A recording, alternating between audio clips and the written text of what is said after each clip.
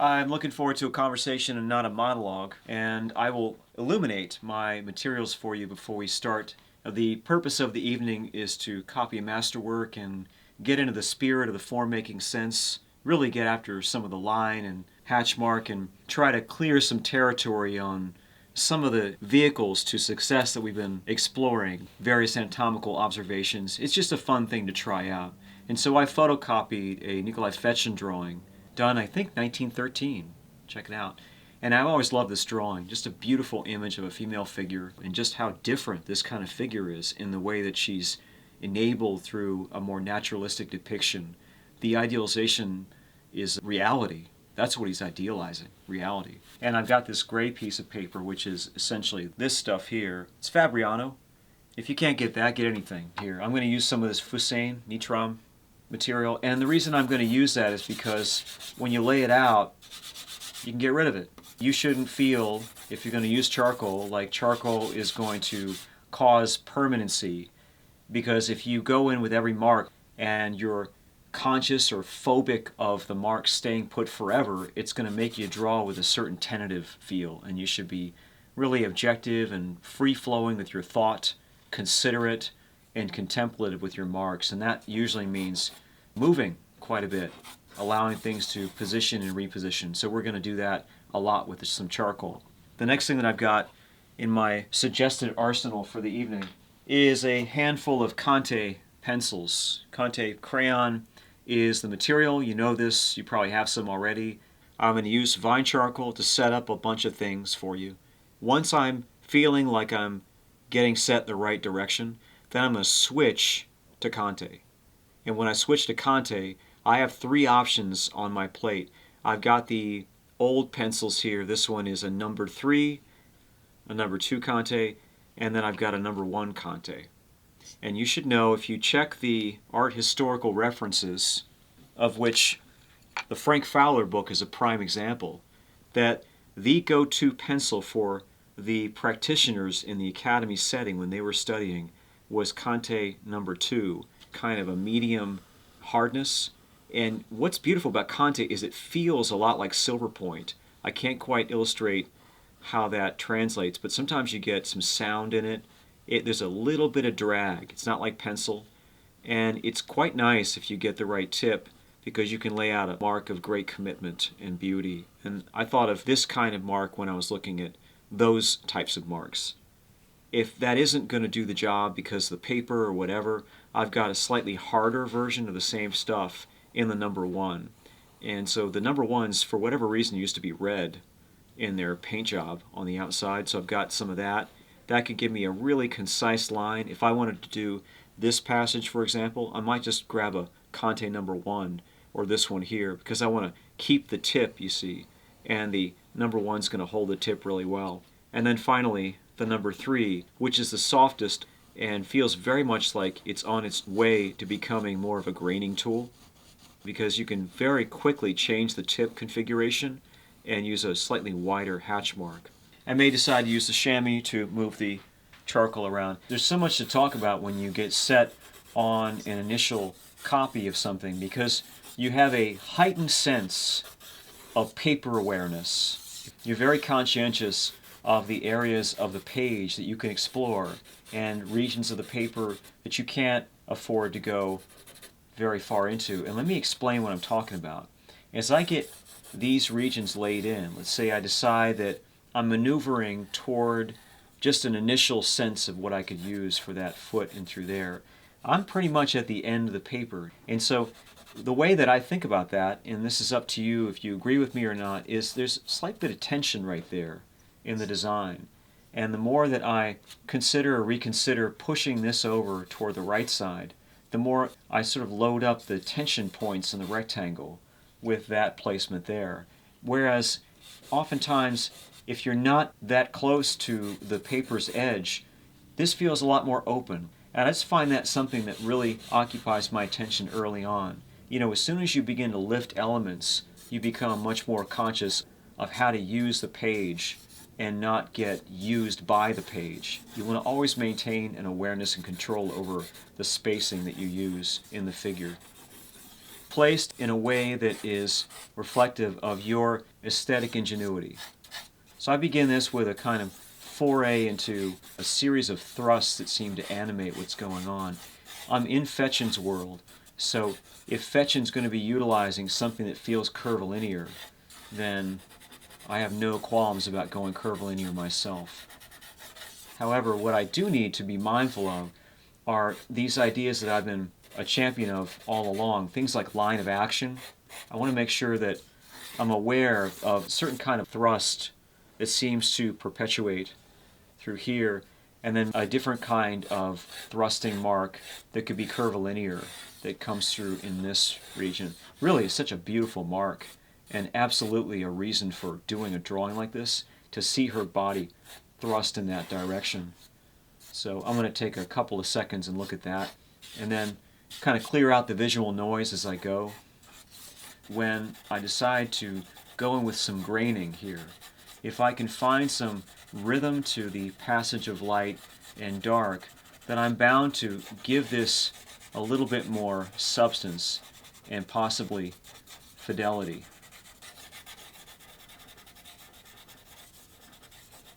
As you play with it right now, perhaps, you might be drawing in charcoal as we speak, but charcoal has this very idiosyncratic quality of being completely temporary and amazingly forgiving. So if you're looking for something and you're thinking, well, I'm kind of new to drawing, or I want to make sure that the drawing really is working before I commit to anything, then charcoal is almost the perfect material to go after because it is so incredibly forgiving. The problem really is making it permanent, keeping it permanent, because I, for one, don't think that charcoal was meant to be permanent. I think it was ideally suited to be a temporary material so that you could get rid of it by going permanent on top of it, which is what I'll try to do in this drawing and what I try to do in many others. If we can discuss issues that may arise when you're attempting an exercise like this on your own that have to do with conventions of the figure, because a lot of what we're doing in trying to understand the figure is utilizing conventions, and this is the stage of the drawing that can frequently be burned through, where someone can be in a hurry to get to those seductive lines. The deal is, if you don't work out your placements, those lines can be very problematic. I call these placeholders because I don't feel committed to them just yet. I'm going to move over to some of these forms. This right now represents to me a mark along the vertical plumb. Do you see that? There's a really important and interesting mark here, another one that's right there, a lot of fun. Probably there's an element that is just about there that allows me to juxtapose so I could kind of walk my way down, sort of oblique in a way. You don't necessarily have to just drive that forceful vertical in there. You could place it by means of juxtaposed landmarks in the form, and then see if there's another way that you could use, let's say, the opposing dynamic, the opposing one to this is to kind of go this direction. Think about what we're doing here and how far out some of this information is going to go, where that marker, which we're going to name in a second, but we're not ready just yet, where that's going to be positioned, and how that may or may not relate to the figure's knee, all of which is part of this constant hand-eye coordination approach. Got ourselves a median line, center line right here, a midline, and that midline is so interesting. Oh my God, there it is. It sits out just beyond the perimeter of this amazing Russian model's face, so I'm going to want to make sure that I set that line. And I notice that the further out I push it, that is to the right, the more expression I get, and you want to push it as far as you can get away with, because get as much dynamic activity out of a study as humanly possible. There's another pun. And you should be able to make something out of that. Like, say you're in the life room and things look a certain way, even if you go against reality, if you could make it look ever so slightly more dynamic, go for it. What that does in terms of a practical way of doing this is it allows me to trace my way back to this marker here, which hovers around the territory of suprasternal notch. We don't necessarily have a trademark suprasternal area, but that's even better because we have these trailing lines that fall and populate the territory and give us a way, in a sense, to repeat the diagonal of that form. And so because of that, I could probably lay in a little bit of chin if it even fits in there. The main recommendation is to pull this area back as far as we can in order to make this part push forward as far as possible. And that means, too, aligning and rearranging and reconsidering through the vine charcoal, a miracle of vine charcoal, and its inherent forgiving nature, ways of trying to understand better. We go in and we find stuff like that. We also find little markers here which could represent what we call the infraclavicular notch, and what I've got above that in through here, and I keep readjusting the calligraphy, which is cool because this is how a copy works. You're playing with landmark positions and getting those positions to communicate with each other like a conversation that they're all having with one another. What I think I'm seeing here is she has quite a powerful trapezius right there, trapezius muscle diving down. So here's a convention. If I go in and I make that angle kind of a left-handed hatch mark, that's going to solidify the lateral wall of deltoid. And it may not be as apparent, but if I lay it in this way, then I suddenly make the determination that I'm not going frontal, I'm suddenly going lateral with that position. To see the arguments about whether the conventions are a good or a bad thing, because there's a school of thought that conventions are symbols, and you would not want to laden the body with too many symbols because it would undermine seeing. I really think that is a debatable point. I mean, there are conventions everywhere. Even in a non-conventional drawing, you're still conventionalizing certain forms. And I think our way of idealizing in this era, we keep talking about what's important to make images of in the 21st century. This is our time. And we're going to add our conventions to those kinds of images. And those are not going to be the same conventions if there is any agreement on what the damaging conventional thinking is. Those won't even be applicable to today's era because we're seeing things differently in our own way, and the conventions are necessary because they need to be updated for today's world and the imprint that we leave upon it, hopefully, if we could be so bold as to leave something behind, right? Or maybe you leave it behind as a gift. How much am I loading up, even in this appendage? How much is he loading up of what would be seen as an interpretation of the foot in space as opposed to, or maybe in addition to, her exact foot? There's always going to be some conventionalizing in there. For a good drawing to persist, that's part of what's going to make it a drawing from our era. So when we're looking at these forms, we talked a bit about rearranging some of that, and then I mentioned the convention of the deltoid placement. You can see as we look at this, we have a textbook left-handed hatch mark here, which is perfect for that mass dropping off of the lateral head of the tricep right there and driving down toward brachialis. And here we get this tremendous overlap in this cubital fossa region where bicep cuts in front of what looks like it's going to be some flexor mass. And then beyond that and through here, this marvelous egg shape. Seems like you've headquartered an area of extensor form that you could then go into and commit to a little bit. And then I think this is very conventional. He's gone a little insane on his exaggeration of that other flexor mass in the forearm. That's amazing. I don't think that's very real, but I love it. So I'm going to stick with it and go with it and see if I can drop down to a convincing moment of impact right here that sits fairly close and within good proximity to the base of that pelvis.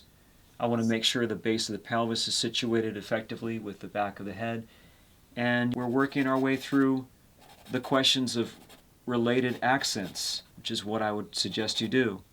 And we don't have to worry because everything's temporary. If I don't like it, get rid of it. You know, when you put something down on white paper, it has this clashing tendency. And if you're working into a gray, you don't quite feel as called to action in an uncomfortable way. You kind of feel like you're working in a very quiet setting with the figure, in this case, or with the portrait. And the same thing probably can be said of this area. Now we hit a right-handed hatch mark around the hamstring, and that right-handed hatch mark is going to be a vehicle in some respect for laying in some line quality that we can use that is going to benefit from excess mark making, a kinetic series of marks. As I put this stuff in here, kind of populate these areas of the drawing with some marks, it's going to make the line work that is more conspicuous, that is based on Conte, it's going to make that feel less out of sync because it's going into a flurry of pre-existing marks, graining, hatching, and the like. I've laid in my first piece of Conte, and it's going to be interesting because as I put this together, I'm going to use the Frank Fowler methodology, and I'm going to pull some of that Conte into these other areas, which will make them more permanent, and that was one of the great tricks to the Frank Fowler methodology. These are not so much even lines as they are like little palette colors. So I'm going to go back in and experiment with this form, and it requires a stance with my hand that I'm not quite used to. I should be using the academic stance like this, but I'm working such a small scale that I've got to think sketchbook mode. And I'm going to drive into these areas and see if I can skirt the edge with that series of lines. I note, and I think I did note already, just how unhesitant the Fechin lines look. They're so beautifully unencumbered with doubt. And that is something you just don't see very often. So I'm going to see if I can pull these. And when I say pull, I literally mean pull the line through. And if I can pull the line through effectively, and I'm going to switch over to the harder one, maybe that pulling line can also be unencumbered with doubt. It should be in a master copy because you don't have to figure anything out, right? He did all the work for us. Anyway, you can kind of see what that is doing. I would describe his line as a kind of pulsating line, as a sort of line which really celebrates line, but at the same time it appears to meander its way to attain a certain capacity for finesse, a sinuous line.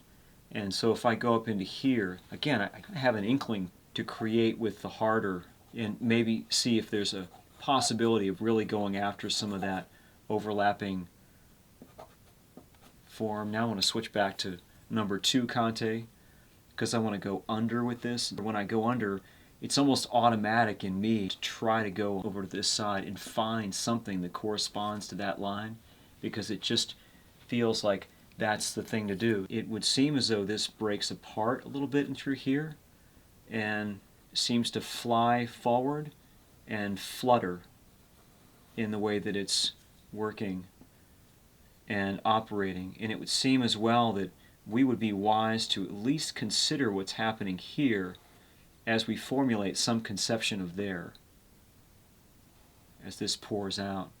And then I want to sit on or rest on the point of that number 1 Conte, the hardest one, and I'm going to apply a line that has even more of an outstretched form so that it pushes on things. And I don't mind it if the line gets pentimenti on me. I kind of think it would be a beautiful thing.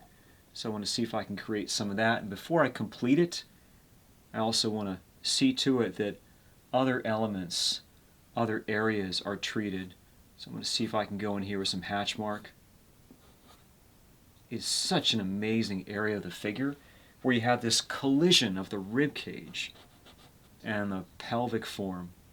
Just unspeakably beautiful the way he created it. So I'll push on some of that Conte a little bit. Would allow me maybe to revisit it later on, pull on some more Conte. These are like little Conte lines that create an undulated form sense, almost like mini contour drawing. And then maybe if I lighten up my touch with the line, it feels a bit more like graining. I'm not going to hurry through this. I'm just going to take my time. As you look at copying works of art, you're trying to absorb the style just for the sake of enriching your own aptitude to be able to transform the way that you make the figure from this aesthetic to that aesthetic so you can observe some of the tenets of that.